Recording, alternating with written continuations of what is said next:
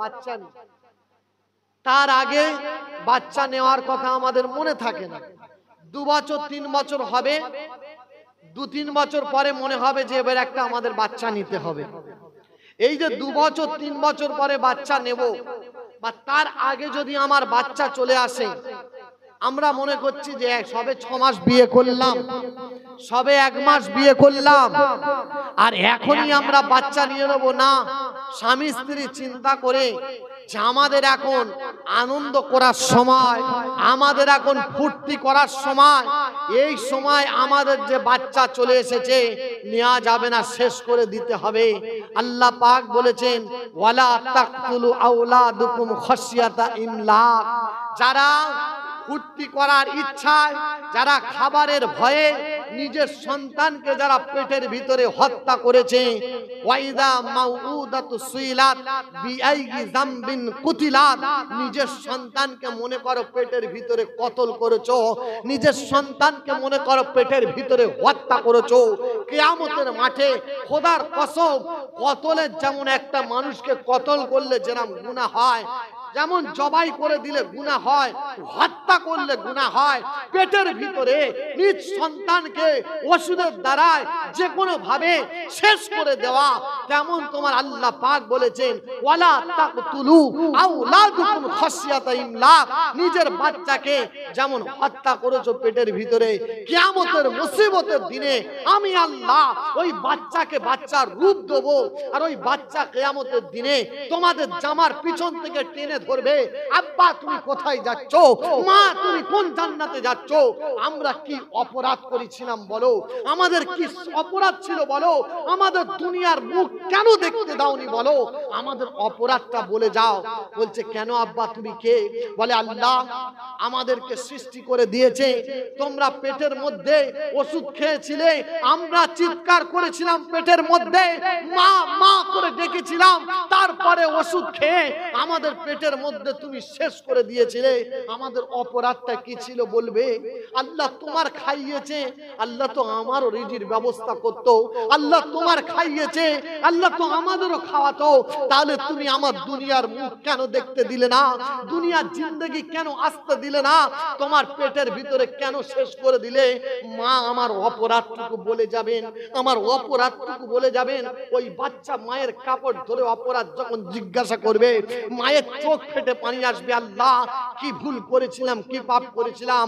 আল্লাহর কাছে ওই বাচ্চা নিয়ে যাবে, আল্লাহ আমার এই মা আমাকে হত্যা করেছিল পেটের মধ্যে, আমার বাপ আমাকে পেটের মধ্যে আমার মাকে দিয়ে আমাকে হত্যা করেছিল, কতল করেছিল, আমি পেটের মধ্যে ছটফট ছটফট করছিলাম, তারপরেও আমার মা আমাকে ছাড়েনি, আমার আব্বা আমাকে ছাড়েনি, আমাদের হত্যা করেছিল। আল্লাহ তুমি এদের দুজনকে হিসাব নাও। বলো ওই বাচ্চা, মাসুমের বাচ্চার ছায়াতল ছেড়ে জান্নাতে যাওয়া আমাদের সম্ভব হবে না। ও যুবক ছেলেরা, বিয়ে করে 4 বছর ফুর্তি করেছো, বিয়ে করে 2 বছর ফুর্তির নিয়ত করে বাচ্চা এসে গিয়েছে, তাতেও তুমি নাও নে। একটা নিয়ামত আল্লাহ দিয়েছিল বাচ্চা, 10 বছর অনেক হয়ে যায় রে, বাচ্চা পায় না, দরবারে গিয়ে মাথা ঠোকে, ডাক্তারের কাছে ইজ্জত বিক্রি করে দিতে হয়। এখান ছুটেছে, সেকেন্ড ছুটেছে, দরবারে গিয়েছে, ডাক্তারখানায় গিয়েছে, একটা বাচ্চার জন্য ডাক্তারের পায়ে ধরে ভিক্ষা চেয়েছে, তারপরে বাচ্চার মুখ দেখতে পায় না, মা ডাক শুনতে পায় না। আল্লাহ তোমার কোলে যে বাচ্চা দিলে, কি করে ফুর্তির নিয়েতে, কি করে ঘর বাঁধার নিয়েতে, কি করে খাওয়ার ভয়েতে তাকে তুমি পেটের ভিতরে হত্যা করেছো। আল্লাহ পাক বলেছে শুনে নাও, যারা পেটের ভিতরে ওয়াইদাল মাউউদাতু সুইলাত বিআইয়ি যামবিন কুতিলাত, যারা হত্যা করেছো, কতল করেছো, শুনে রেখে যাও ঠিকানা জাহান্নামে, শুনে রেখে যাও ঠিকানা জাহান্নামে, শুনে রেখো ঠিকানা তাদের জাহান্নামে। ওই জন্য অনুরোধ করে যাচ্ছে মুসলমান, এই কাজ থেকে সমাজ এতই কাজে লিপ্ত হচ্ছে। ডাক্তারখানায় গেলে, গাইনি ডাক্তারখানায় গেলে দেখা যাচ্ছে কত নারী ওয়াশ করে দিচ্ছে তার বাচ্চাকে, কত নারী ওষুধ খেয়ে সন্তানকে শেষ করে দিচ্ছে। খোদার কসম, দিনে হাজার হাজার হাজার হাজার এই রকম রোগী আছে যারা নিজের বাচ্চাকে নিজে হত্যা করছে। এই রকম কাজ থেকে আল্লাহ যেন আমাদেরকে সবাইকে হেফাজত করে, বলুন আল্লাহু আমিন। 1 নম্বর কথা বাপ, আরেকটা কথা, আমি আরেকটা শেষ কথা বলছি, এটা কি জানেন? আমার ঘরের যে মাস্তুরাত মহিলাগুলো আছে, আমাদের ঘরে যে মাস্তুরাত মহিলাগুলো আছে, একটা মেয়ে ছেলে 5টা পুরুষকে জাহান্নামী বানাবে। কটা পুরুষকে? তার স্বামীকে, তার বাপকে, তার বড় ছেলেকে, তার বড় ভাইকে। তার প্রথম নম্বর তার বাপ, বাপের কাছ থেকে চলে যাচ্ছে স্বামী, স্বামীর পরে তার বড় ভাই, বড় ভাই ছেলে, আর একজন আছে। এরকম 5 জন বলা হয়েছে শরিয়াতে। বাপ, আমরা কারণ না কারোর বাপ, আমরা কারণ না কারোর বড় ভাই, আমরা কারণ না কারোর বড় দাদা, আমরা কারণ না কারোর বিবি স্বামী হয়েছি, আমরা এইভাবে কারণ না কারোর কিছু না কিছু 5টার মধ্যে একটা হয়ে আছি। কেউ এর থেকে আমরা রেহাই নেই। একটা নারী 5টা পুরুষকে জাহান্নামে নিয়ে যাবে। আজকে বলো, মাতম করতে গিয়ে যারা রাস্তায় যে সমস্ত মহিলারা দেখলাম কালো পোশাক পরে আছে, মাথায় মহিলারা পর্যন্ত ফেট্টি বেঁধে ইয়া হোসেন লেখা আছে, ইয়া হাসান লেখা আছে, মহিলারা নগ্ন হয়ে রাস্তায় নেবে, বক্সের সামনে, ডিজে বক্সের সামনে, গাড়ির সামনে মহিলারা পর্যন্ত যে নেচেছে, ওর বাপটা জাহান্নামী, ওর বড় ভাইটাও জাহান্নামী, ওর ছেলেও জাহান্নামী। কেন বলছি? ও কি করে ঘরের বাইরে গেল তোমার হিসাব দিতে হবে, বাপ তোমার হিসাব দিতে হবে, স্বামী তোমার, বিবি তোমার হিসাব দিতে হবে, বড় ভাই তোমার, বোনটা তোমার ঘর থেকে বাইরে বেরিয়ে রাস্তায় কি করে নগ্ন হয়ে নাচলো তোমার হিসাব দিতে হবে। ইয়া আলী বলে কি করে নাচতে শুরু করলো, একজন মহিলার ঠিকানা ছিল তো ঘরে, কি করে সবার সামনে গিয়ে নগ্ন অবস্থায় নাচতে শুরু করেছে। এ মুসলমান, চিন্তা করুন। মা ফাতেমা রাদিয়াল্লাহু তাআলা আনহা মৃত্যুর সময় আলী রাদিয়াল্লাহু তাআলা আনহুর নিজের স্বামীর হাত ধরে বলছে, স্বামী আমি ফাতেমা দুনিয়া ছেড়ে চলে যাব, এই খবরটা তুমি কাউকে দেবে না, এই খবরটা তুমি কাউকে দেবে না। হযরতে আলী জিজ্ঞাসা করেছিলেন, মা ও ফাতেমা, তুমি কেন এই রকম কথা বলছো যে তোমার মৃত্যুর খবরটা মক্কা মদিনায় জানাবো না? তুমি সাইয়্যিদাতুন নিসা লি আহলিল জান্নাহ, তুমি নারীদের জান্নাতের সর্দার, তুমি দুনিয়া থেকে চলে যাবে আর তোমার মৃত্যুর খবরটা কাউকে বলবো না, কি করে সম্ভব? না আলী না, তুমি কাউকে বলবে না, বলো, কথা দাও। সঙ্গে সঙ্গে হযরতে আলী বলেছিলেন, কেন বলো, কেন বলো কাউকে বলবো না? বলে, আলী শোনো, বিবাহর আগে পর্যন্ত আমার আব্বার কাছে আমি কোন দ্বিতীয় কোন পুরুষের মুখ দেখিনি। বিবাহর পরে তোমার কাছে যতদিন ছিলাম আমি দ্বিতীয় গায়ের মাহরম কোন পুরুষের মুখ আমি দেখিনি। খোদার কসম, আমি ঘরের মধ্যে ছিলাম আর আমি মরে যাব, শুয়ে থাকবো, আজ আমার মুখটা খোলা থাকবে, মক্কা মদিনার যত পুরুষগুলো আসবে সবাই এসে আমার মুখটা, ফাতেমার মুখটা দেখবে। আমি চাই না যে আমার মরে যাওয়ার পরে সবাই এসে আমার এই চেহারাখানা দেখবে, আমি এটা চাই না। আলী বলো, কথা দাও, আমি মরে যাওয়ার পরে বলো, কথা দাও, কাউকে তুমি জানাবে না। আমার দুটো কলিজার ছোট্ট ছোট্ট মাসুম বাচ্চা ইমাম হোসেন আর হাসানকে নিয়ে তুমি জানাজা পড়াবে, আমি সামনে থাকবো, তুমি তারপরে থাকবে, তোমার পিছনে আমার দুটো দুধের পোনা বাচ্চা থাকবে, কাউকে তুমি বলবে না। মা ফাতেমা এইভাবে দুনিয়া ছেড়ে যখন চলে গিয়েছে, এ রবিবাগ হাওড়া জেলার মুসলমান শোনো, যখন মা ফাতেমা চলে গিয়েছে, জানাজা হচ্ছে, হযরতে আলী স্বামী জানাজা পড়াচ্ছে, দুটো পোনা, দুধের পোনা বাচ্চা পিছনে দাঁড়িয়ে মা বলে ডুগরে কাঁচা জানাজা পড়ছে। মা ফাতেমা যখন কবরে লেবেছে হযরতে আলী ফাতেমাকে দুটো দুধের পোনা বাচ্চা, ইমাম হোসেন আর ইমাম হাসান, দুটো বাচ্চা মায়ের লাশটা তুলে আব্বার হাতে দিয়ে বলছে, আব্বা তুমি আমার মাকে ঘুম পাড়িয়ে দাও, জীবনের শেষের মতো ঘুম পাড়িয়ে দাও, আব্বা আমার মাকে আস্তে রেখে দাও, আর তুমি ওপরে চলে এসো, আমার মা ঘুমিয়ে যাক। ফাতেমা মরে যাওয়ার পরেও যে চেহারাটা কাউকে দেখাতে চাইলো না। আজকে বলো, আমার মহিলাগুলো মাতমের পিছনে, আমার মহিলাগুলো ওই যে তাজিয়ার পিছনে, আমার ঘরের মেয়েগুলো কি করে গানের পিছনে, রাস্তাঘাটে কি করে মেলাটা দেখতে গেল বলো, ট্রেনে এতটা ভিড় যে বাউড়িয়ায় যারা যাচ্ছে তারা কোন ঘরের, হিন্দু ঘরের না কাউরার ঘরের ছিল বলো তোমরা? মুসলমান না, তারা হিন্দু ছিল। মুসলমান ঘরে ছিল, মা ফাতেমা সঙ্গে তোমরা জান্নাতে যাবে না। ওই ফাতেমা রাদিয়াল্লাহু তাআলা আনহা, ওই ফাতেমা রাদিয়াল্লাহু তাআলা আনহা, ভালো করে শুনে নেন, স্বামীর ঘরে থেকে যেদিন চলে যাচ্ছে, আব্বার ঘরে যাচ্ছে, এমন সময় আম্মাজান ফাতেমা রাদিয়াল্লাহু তাআলা আনহা আস্তে করে মরুভূমির বালির উপর দিয়ে যাচ্ছে। হযরতে নবীজির অর্থাৎ নবীজির সামনে আছেন, মা ফাতেমা মাঝখানে আছেন, আর পিছনে হযরতে আলী আছেন। এমন সময় দেখা যায় মা ফাতেমা আব্বার পা যেখানে পড়ছে সেখানে ফেলছে, আর বালিটা এরকম সমান করে দিচ্ছে, পায়ের ছাপটা রাখছে না। পিছন থেকে হযরতে আলী জিজ্ঞাসা করছে, ও ফাতেমা, কেমন হাঁটছো তুমি? যেখানে পা ফেলছো সেখানে পা তোলার আগে সমান করে দিচ্ছ, কি ব্যাপার? বলছে ঘরে চলো বলছি। বলছে কি হয়েছে বলো, কি হয়েছে বলো? বলছে আমি ফাতেমা এই বালির ওপর দিয়ে হাঁটবো, আমার পায়ের যে ছাপ দাগ হবে, আমার পা কতটা লম্বা আর কতটা চওড়া, এই দৃশ্যটা অর্থাৎ এই ছাপটা, পায়ের ছাপটা, পায়ের কতটা লম্বা আর কতটা চওড়া, মক্কা মদিনার কোন পুরুষের আমি চোখে দেখতে দেব না। বলুন না সুবহানাল্লাহ। এই পায়ের ছাপটুকু আমি ফাতেমা কাউকে দেখতে দিলাম না। এই ফাতেমার সঙ্গে আমার বোনটা, আমার মা, আমার বড় বোন, ছোট বোন, আমার মা, আমার ভাবি জান্নাতে যাওয়ার হক রাখে। ওই জন্য মায়েরা, মা মাস্তুরাত মায়েরা, আমি সবাইকে অনুরোধ করলাম, আপনারা বিশেষ করে খেয়াল রাখবেন, বিশেষ করে খেয়াল রাখবেন, সমাজে আপনাদের জন্য একটা পুরুষ, 5টা পুরুষ জাহান্নামী হবে। আল্লাহ পাক আমার মা, মহিলা সবাইকে যেন আল্লাহর রাস্তে কবুল করেন, আর সবাইকে পর্দার মধ্যে চলার তৌফিক দান করেন। আমিন। প্রত্যেকে দরুদ শরীফ পড়েন আল্লাহুম্মা।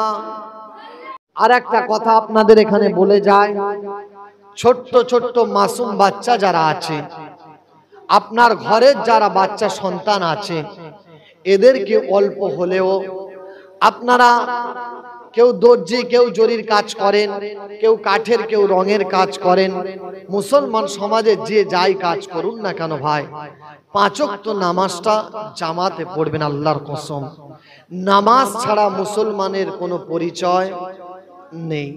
একদম সাফ কথা, পরিষ্কার কথা। ইমাম হুসাইন কারবালার ময়দানে শহীদ হচ্ছেন, চারিদিক থেকে সবাই ঘিরে আছে, 6000 সৈন্য তার ঘিরে আছে। তার মাঝখানে বলছে, আমার নামাজের ওয়াক্ত হয়েছে, জুম্মার দিন, আমাকে 2 রাকাত নামাজ পড়ার সুযোগ দাও না। আমি 2 রাকাত নামাজ পড়ে নি। আজকে চিন্তা করুন, আমি মুসলমান ভাই, আপনার কাজ থাকতে পারে, জোহরের নামাজটা জামাতে হয়নি, কাজ করছিলেন, আসরের নামাজটা জামাতে হয়নি, আপনি বাড়ি ফিরেছেন 10টার সময়। আমার আল্লাহ তো সব দেখছে। বাড়ি ফিরেছেন 10টার সময়, উযু করুন, পবিত্র হন। বিবি খেয়ে নিয়েছে, বাচ্চা খানা খেয়ে নিয়েছে, বিবি বাচ্চা সবাই ঘুমিয়ে গিয়েছে। আপনি নামাজ পাটিটা নিয়ে, মুসাল্লাটা নিয়ে খাটের পাশে নামাজের পাটিটা পেতে দেন, বিছিয়ে দিয়ে নামাজের পাটির উপরে বসে যান, আর আল্লাহর দিকে খেয়াল করে যে আল্লাহ, আমি গুনাহগার বান্দা, সারাদিন আপনাকে খেয়াল করিনি গো আল্লাহ, সারাদিন আপনাকে মনে ছিল না, সারাদিন খেয়াল করিনি। রাতে অন্ধকারে নামাজের পাটি বিছিয়ে 2 রাকাত নামাজ পড়লাম। আল্লাহ, তুমি আমার সংসারে, আমার বিবি, আমার বাচ্চা, আমাকে শান্তি দিও। এতটুকু করবেন, খোদার কসম করে বলি। আর ছোট্ট বাচ্চা যারা ঘরে আছে, এদেরকে দিন শেখাবেন, অন্তত কোরআন শরীফটা শেখাবেন। মসজিদে মুক্তব হোক, মুনাজ্জাম মুক্তব হোক, যে যেখানে পারেন কোরআনটা শেখাবেন। আজকে যারা বড় বড় আমরা আছি, যাদের 20 বছর, 18 বছর, 25-30 বছর হয়ে গিয়েছে, আমরা কোরআন শরীফটা জানতাম বা জেনেছিলাম, কিন্তু বর্তমান পরিস্থিতিতে কাজ কামের কারণে আমাদের কোরআন শরীফটা সামনে খুলে দেয়া হলে আমরা কোরআন শরীফটা আর পড়তে পারবো না, ভুলে গিয়েছি। একটা সন্তান তৈরি করবেন, একটা সন্তান তৈরি করবেন আপনি, যে আপনি মরে গেলে গ্রামের লোক তো গোসল দেবে, তার সাথে যেন আমার ছেলেটা আমার গোসলটাও দেয়। আমি মরে গেলে আমার ছেলেটা আমার কাফনটা যেন বাপের গায়ে কাফনটা আমার ছেলে পরাবে। আমি মরে গেলে আমার ছেলে যেন গোসলটা গায়ে পানিটা আমার ঢালে। গ্রামের মানুষ আমাকে গোসল দিচ্ছে, আমি বাপ, আর আমার 3টে ছেলে বাইরে দাঁড়িয়ে আছে। গোসল দেওয়ার মধ্যে আমার একটা ছেলেকে দেখতে পেলাম না। আব্বা সেদিন দুঃখ করে বলেছে, বাপ রে 4 বছর 5 বছর হলো তোকে আমি নিজে হাতে গোসল করালাম, আর মরণের শেষ গোসলটা যদি তুই 1 বন্যা পানি 1 লোটা পানি আমার গায়ে ঢালতাম, যদি ঢালতিস আমি খুশি হতাম। গ্রামের লোক গোসল দিল, তুই তোর বাপের গোসল দিবি, তোর মনে একটা ব্যথা থাকবে যে আমি আমার আব্বার গোসল দিচ্ছি, সেই গোসলটার মধ্যে মায়া থাকবে। ওই গোসলের পানির সঙ্গে তোর বাপের গায়ে তোর চোখের পানি 1 ফোঁটা পড়বে। খোদার কসম আরশের মালিক দেখবে যে বাপের গোসল ছেলে দিয়েছে, আর গোসলের পানির সাথে বাপ ছেলের চোখের পানি পড়ে গিয়েছে। আব্বার গায়ে যখন হাত দিয়ে তুমি বুলাবে গোসল দেবে, তখন তোমার মনে হবে যে আব্বা শেষ গোসল তোমার দিচ্ছি আমি, তোমার শেষ গোসলটা আমি দিচ্ছি।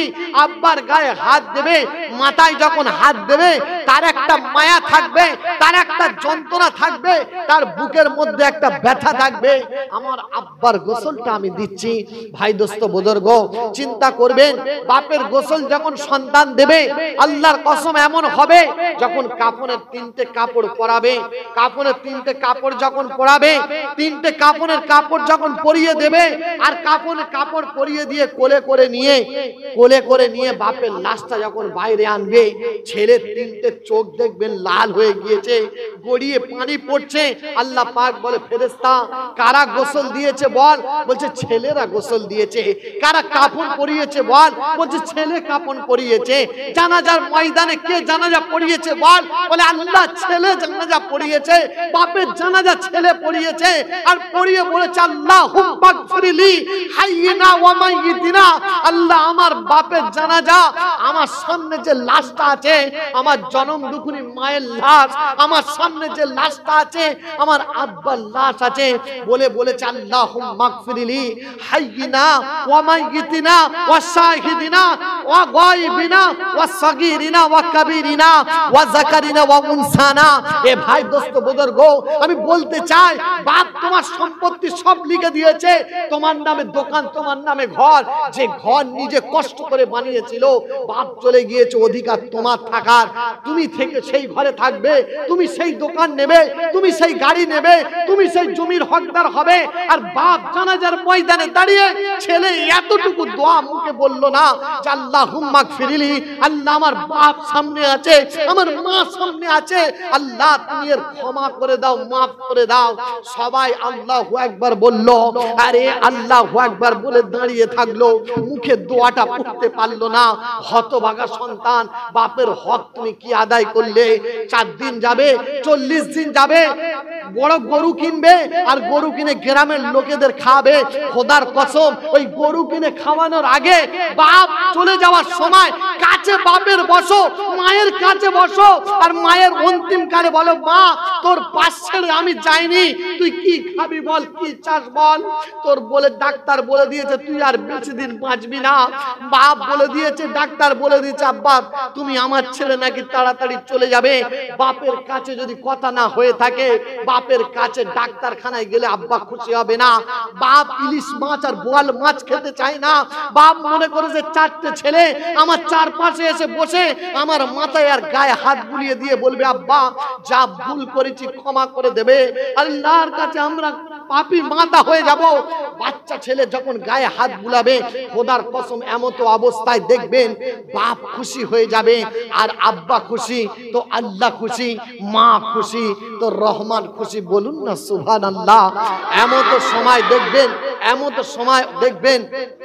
সময় দেখবেন জানাজার ময়দানে বাচ্চা জানাজার নামাজ পড়িয়ে দিয়েছে, খাটিয়া যখন কাঁধে নেবেন, বাপের মায়ের খাটিয়া যখন আপনি কাঁধে নেবেন, কবরে শোয়াচ্ছেন, এমত সময় কবরে শুইয়ে দেবেন বিসমিল্লাহি ওয়া ফি সাবিলিল্লাহি ওয়া আলা মিল্লাতি রাসূলুল্লাহ বলে আব্বা মায়ের লাশটা যখন শুইয়ে দেবেন, ধরিয়ে দেওয়ার পরে কবর ছেড়ে উঠে দাঁড়াবেন।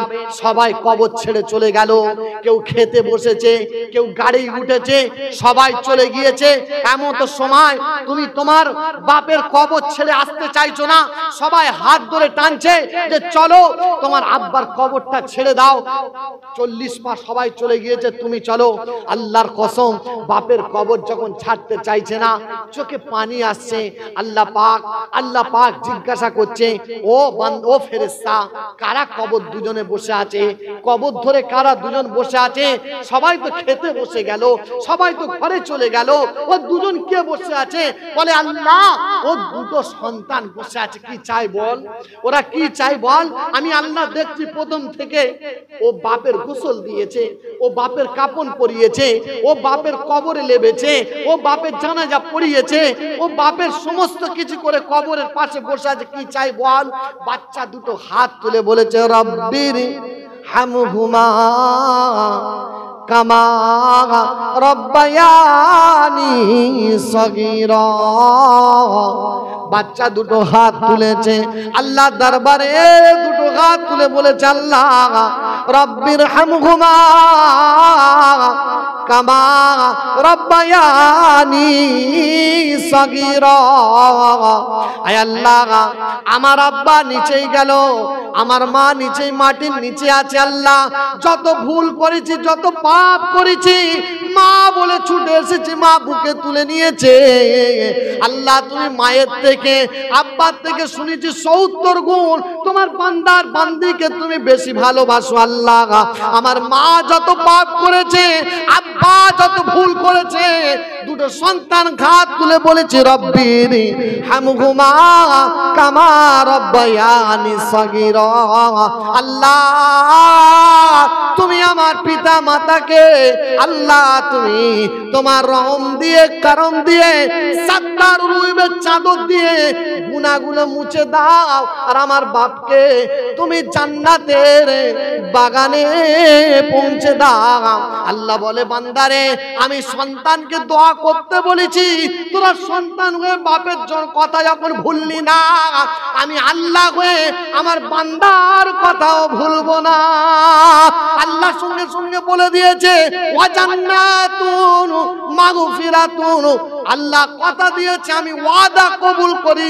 সন্তান দোয়া করেছে, আমি আল্লাহ বাপের কবরটা সন্তানের দোয়া করার কারণে জান্নাতের বাগান করে দিলাম।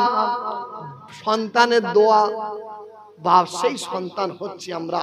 ওই জন্য যারা এখানে বসে আছি, নিজের সন্তানগুলোকে, আল্লাহর কসম, আপনি যে স্কুলে পড়ান, আমার কোনো বিরোধিতা নেই, আপনি যে স্কুলে পড়ান, আজকে যে আশুরার দিনে আপনার বাচ্চাটা কোরআন পড়তে জানে, ইমাম হোসাইনের যে শহীদের মর্মান্তিক ঘটনা আমি আপনাদের সামনে তুলে ধরলাম, আপনার বাচ্চারা যদি কোরআন পড়তে জানতো, আপনি যদি কোরআন শরীফ পড়তে জানতেন, আপনার বিবি যদি কোরআন শরীফ পড়তে জানতেন, জানে যদি, আপনারা বসে যান, আপনার ছেলেকে বলুন, রোজা করছো আব্বা, আপনার বিবি রোজা করছে, আপনি রোজা করছেন, একটা পৃষ্ঠা করে কোরআন শরীফ পড়ুন।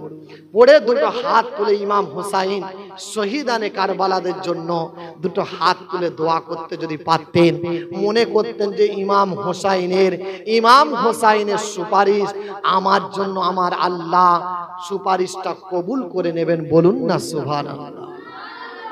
তা ভাই, দোস্ত, বুজুর্গ, যারা আমরা এখন এখানে বসে আছি, আমাদের মধ্যে যে ভুল ধারণা ছিল যে আশুরার দিনে এগুলো করতে হয়, এগুলো হাদিস কোরআন মুআফিক আমরা যতটুকু শুনেছি, হাদিস কোরআন যতটুকু জানলাম, এইগুলোই আমল করব। এই যে আশুরার দিনে কোরআন পড়ো, আশুরার দিনে কোরআন পড়ো, নামাজ পড়ো, তসবিহ পড়ো, তেলাওয়াত করো, তওবা করো, এতিমকে ভালোবাসো, এতিমকে খাওয়াও, রোজা রাখো, এই আমলগুলো করো। দ্বিতীয় আমল যেগুলো চলছে, ওগুলো বেদাত আমল চলছে। ওগুলো আমলগুলো করেও মনে করছে নেকির কাজ করছি। যারা গুনার কাজ নেকি ভেবে করে, খোদার কসম ওরা ডবল গুনাহ করে।